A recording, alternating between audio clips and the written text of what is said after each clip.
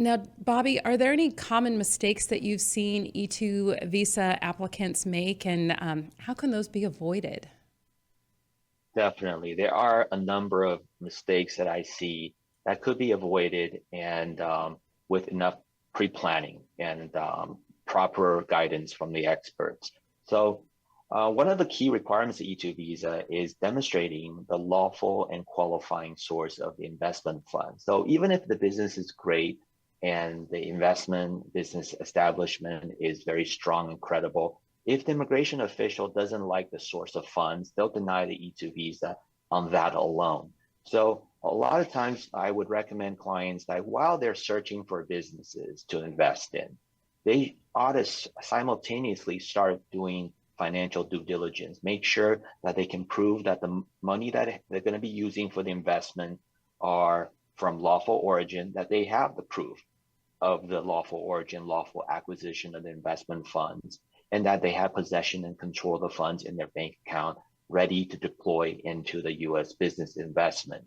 What I see a lot of people do is either they haven't vetted the source of the investment funds. They haven't really focused on that. They're just putting 100% of their attention on business search. And by the time they work so hard to narrow down the business search to the one they love and they're ready to commit and purchase, and then they bring me in at that point to guide them. And I realize the money that they're going to be using doesn't qualify. They don't have enough proof, or it's just simply not a qualifying source of funds. So that's something you want to work on to minimize unnecessary delay with the business purchase.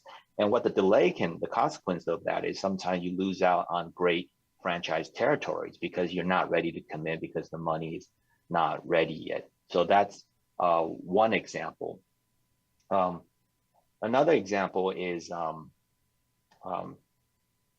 not setting up the business in time. So beyond buying a franchise, you need to create a United States business entity, and you need to open a bank account. You need to get a tax ID number, and that takes time, especially if it's a foreign citizen. It may take a little bit more time than a US citizen creating an entity. And typically I recommend people get that going early so that while simultaneously working with a franchise consultant on the business search. And the idea is that by the time you help them find the right franchise for their investment, they've created an entity, they got an EIN, they've opened the bank account, they deposited the qualifying investment capital into the US business account and ready to deploy that capital to buy the franchise and sign a franchise agreement under the entity name. That would be the most efficient way of proceeding with E2 investment.